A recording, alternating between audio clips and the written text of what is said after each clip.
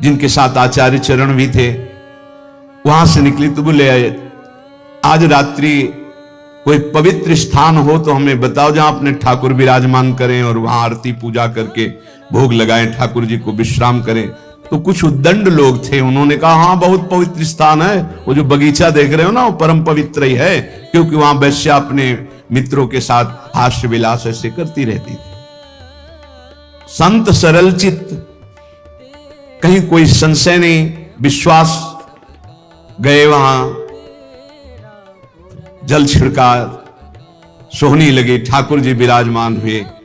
बस थोड़ी ही देर में भोग लगने के बाद जब आरती हुई, संध्या आरती, तो शंख घंटानाद, वैश्या ने सुना कि मेरे बगीचे में शंख घंटानाद कहां से, मैं तो नीच आचरण कर दृष्टि डाली तो एक से एक परमहंस महात्मा, ओहो मुझ अभागिनी के भाग्य खुल गए, ये भगवत प्रेमी महात्मा कहां से आ गए। अभी तक तो कौओं जैसी चेष्टा करने वाले लोगों का संग ये हंस कैसे आ गए हमारे बगीचे में। आज मेरे ऊपर भगवान की विशेष कृपा, अहेतुकी कृपा, क्योंकि मेरे कोई ऐसे आचरण नहीं जिससे भगवान प्रसन्न हो, क्योंकि बिना भगवान के प्रसन्न हुए ऐसे महापुरुषों का दर्शन कैसे हो सकता है। गई स्वर्ण के कुछ मुद्राएं, चांदी की मुद्राएं, कुछ फल मेवा आदि रखकर, महाराज स्वीकार करो। कौन हो तुम? भगवान जिस बगीचे में बैठे हो इस दासी का ही बगीचा है। कौन हो तुम? वैश्यावृत्ति से जीवन निर्वाह करने वाली हूं, मैं वैश्या हूं। फिर उसके मन में आया कि क्या मुझे मंदिर में जाने दिया जाएगा? आचार्य चरण से प्रार्थना की, प्रभु मैं वैश्या हूं, प्रसिद्ध हूं, क्या मुझे मंदिर में जाने दिया जाएगा? तो उन्होंने कहा जब हम आदेश करेंगे तो मंदिर में जाने दिया, तुम अपने हाथ से समर्पित करना, प्रभु स्वयं स्वीकार करेंगे। जब द्रवई दीन दयालु राघव तो साधु संगति पाई, जब साधु संगति मिल जाती है तो संस्कृति का अंत हो जाता है। सब कोई आश्चर्यचकित था, इतनी नीच आचरण करने वाली अपने हाथ से कैसे भगवान के मस्तक पर, मुकुट पर। आचार्य चरण ने कहा जब तैयार हो गया मुकुट, चलो। जीव ही आगे चलना हुआ, रुक गई। भगवान मेरा पाप, मेरा पिंड नहीं छोड़ रहे, क्या हुआ? मैं रजस्वला हो गई, अब कैसे? कर तुम अकर तुम मन था कर तुम, सर्वसमर्थ आचार्य, इष्ट से भी ज्यादा। तो सब लोगों ने सुन लिया था, रजस्वला स्त्री का भगवत श्री विग्रह स्पर्श करना, अधिकारी ही पद पर थे, श्रीनाथ जी की समस्त सेवा विधान के अधिकारी थे श्रीनाथ जी। और वो अपने लाडले ठाकुर के लिए स्वयं जाते थे आगरा सेवकों के साथ विविध प्रकार की सेवा सामग्री खरीदने। श्रीनाथ जी ही अन्योर के पास गिरिराज जी में जहां प्रकट हुई वहीं विराजमान थे उस समय। आप इस बात पर बहुत ध्यान देना, भगवत प्राप्ति की बात कह रहा हूं। वहां गए तो सैकड़ों लोग घेरे हुए थे, तो सोचा क्या हो रहा है देखें। तो एक वैश्यावृत्ति से अपना जीवन निर्वाह करने वाली नवीन वैश्या नृत्य करके लोगों से अर्थ ले रही थी। नाचना गाना रिझाना, कोई 10 कोई 5 कोई 1 ऐसे। कृष्णदास जी वयोवृद्ध थे, महापुरुष, भगवत सखा हैं, नित्य सखा हैं, बहुत उच्च कोटि के महापुरुष, कोई साधारण नहीं। वैश्या को देखा, उसकी हाव भाव चातुरी, उसका बोलना, उसका चितवन, निकाला ठाकुर जी के सेवा वाले से 10 रुपया। वैश्या ने देखा कि संत हैं, पर बड़े रिझवार संत हैं, 10 रुपया फिर निकाला। वैश्या की तो दृष्टि उन्हीं पे जम गई। 2-3 बार नजदीक आए, उनका 1000 मुद्राएं देंगे। अरे उनका मालिक आदेश करो, कहां है? बोले पूरे परिकर सहित जहां हमारा विश्राम स्थल वहां हो, अब तुम केवल हमें दिखाओ।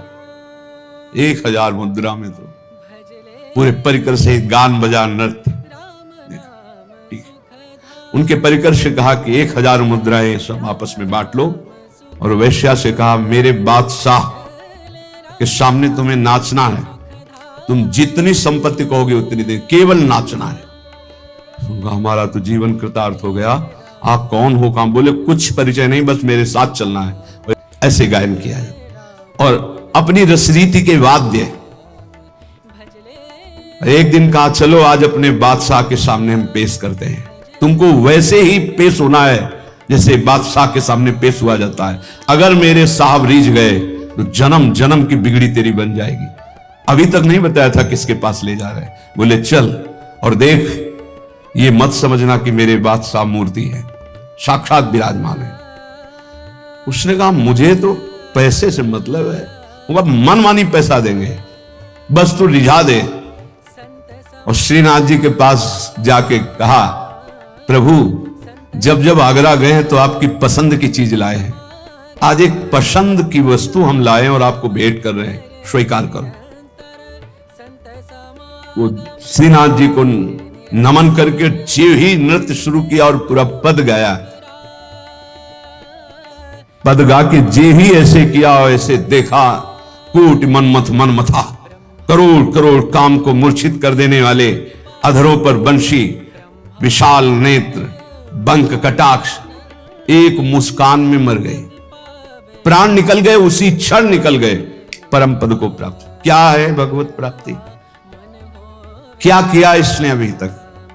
वैश्या संसार के भोगों में लिप्त एक महात्मा की बात मान ली तो भगवत प्राप्ति हो गई। जिस क्षण जीव आचार्य शरण में हुआ उसी क्षण से आचार्य ने पकड़ लिया उसे। आचार्य प्रकट ही हुए करुणा करने के लिए। सब प्रकार के दुख दोषों का अपहरण करके अपना महान सुख प्रदान कर देते हैं आचार्य चरण। भगवत रसिक जी कहते, जिस दिन से मैं स्वामी हरिदास जी के प्रियालाल का प्रेम प्राप्त होता है, उनमें अपना पराया कहां, राग द्वेष कहां, वहां तो एकमात्र शरणागति का निर्वाह है। अब वो कई प्रकार से होता है। कभी कभी आचार्य गुरुदेव इष्ट देव की ऐसी करुणा प्रकट होती है जो बड़ा भयंकर रूप लेती है।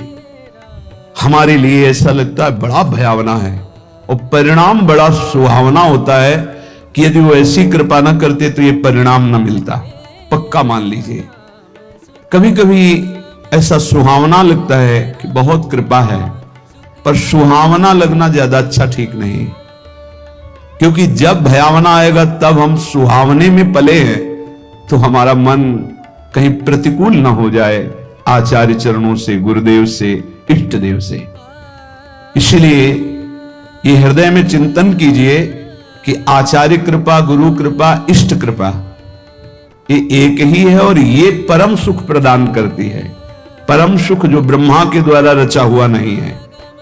जिनके द्वारा ब्रह्मा रचे गए हैं उनका परम सुख, परमात्म सुख, भगवदानंद, प्रेमानंद ये प्राप्त होता है। भगवत ऋषि जी कहते हैं जिस दिन से आचार्य की शरण में हुए उन्होंने अपनाया, सारे दुख दोष नष्ट हुए और मुझे महान सुख प्रदान किया। एक दिन भगवत ऋषि जी अपने गुरुदेव पूज्य श्री ललित मोहिनी देव जी से टटिया स्थान में जाकर के कहा कि गुरुदेव बहुत संयम से रहता हूं। कहा देखो पहले इसमें तेल नहीं दिखाई दे रहा था, कुछ दिन पहले इसमें तेल रखा गया था,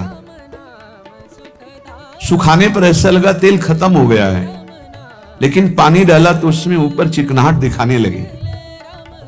देखो ऐसे ही थोड़ी दिन साधना करने पर, तप के द्वारा सुखाने पर ऐसा लगता है काम वेदना नष्ट हो गई, लेकिन जहां काम का संयोग होता है फिर दिखाई देने लगता है।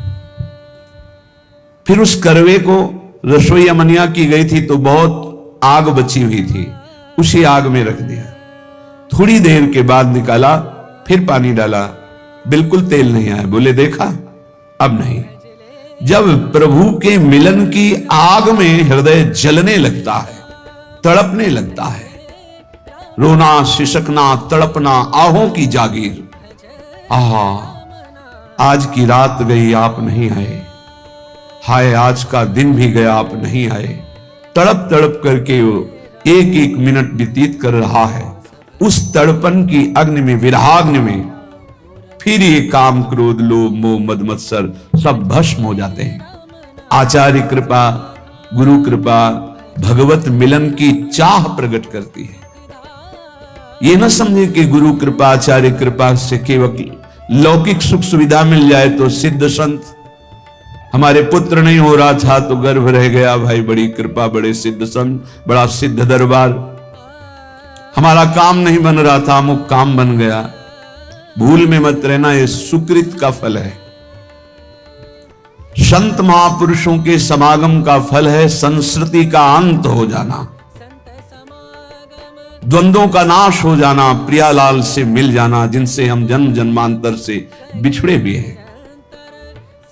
भगवत ऋषि जी कहते हैं ये सुख हमें आचार्य चरण ने प्रदान किया। सायन कहते हैं भाष्यकारों को, वेदों का, शास्त्रों का, पुराणों का बहुत ज्ञान है, बड़ी कीर्ति है, बड़े महाजन, सम्मान, प्रतिष्ठा भी है, पर यदि प्रभु से प्रेम नहीं तो इसका क्या होगा? शास्त्रों का व्याख्यान कर लेना, पुराणों का व्याख्यान कर लेना, समाज में कीर्ति, प्रतिष्ठा, धन, वैभव, महिमा प्राप्त हो जाना, क्या है इससे? अगर प्रभु के नाम में प्रीति नहीं, धाम में प्रीति नहीं, लीला में प्रीति नहीं, प्रभु के लिए रोना नहीं आया तो मिला क्या? शरीर छूटने के बाद न तुम्हारी कीर्ति जाएगी, न पैसा जाएगा, न ज्ञान जाएगा। ज्ञान वही जागृत होता है जो भगवत अनुराग में या आत्म प्रीति में, और ये सब भूल जाता है, पढ़ा लिखा ज्ञान भूल जाता है। जैसे गर्भ में भी तो ज्ञान हुआ था, भगवान ने हमें ज्ञान दिया था, हे नाथ अब की बार मां के गर्भ से बाहर करो, बाहर निकलकर इतना तप पूर्वक भजन करूंगा कि दोबारा किसी मां के गर्भ में ना आऊं। लेकिन जब बाहर आए, कहां कहां कहां भूल गया वो ज्ञान, फिर लग गए मैं और मोर तोर